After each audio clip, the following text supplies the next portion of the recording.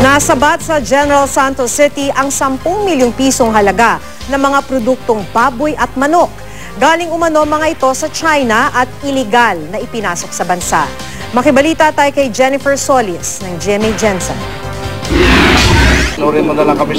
Tumambad sa mga tauhan ng Intelligence Investigation Section ng Bureau of Customs ang libo-libong kahon ng frozen suckling pig at Hong Kong chicken mula sa nasabat na 40-footer container van na ito sa General Santos City, Makar Wharf. Base sa dokumentong hawak ng BOC, August 24 dumating sa Makar Wharf ang naturang kargamento.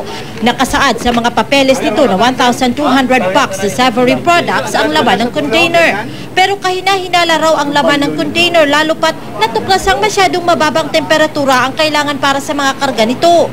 Kaya pinahold muna ang container at pinabuksan kanina. Yung pinag-aralan namin yung kanyang temperature, saka sa deklarasyon niya, hindi magtama. So, pina-alert na namin. Misdeclared ang laman ng container kaya't maituturing daw itong kontrabando o iligal na ipinasok sa bansa. Sa taya ng Bureau of Customs, aabot sa 10 milyong piso ang halaga ng mga nasabat na produktong baboy at manok. Kasi China, tapos ganyan ang laman, pork. Bawal yun, kailangan may import permit ka. Kaso bawal naman ang pork sa China.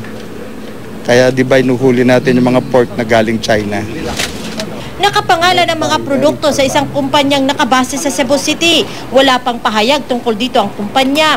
Bukod sa pagkumpiska sa mga produkto, posible rin daw sasampahan ng BOC ng kasong smuggling ang nasa likod nito.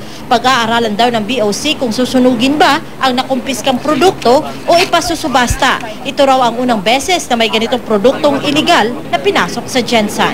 Ito ang kauna-unahang case na nagkaroon nito, kaya binantayan namin talaga ito. Jennifer Solis, Nagbabalita, Pilipinas.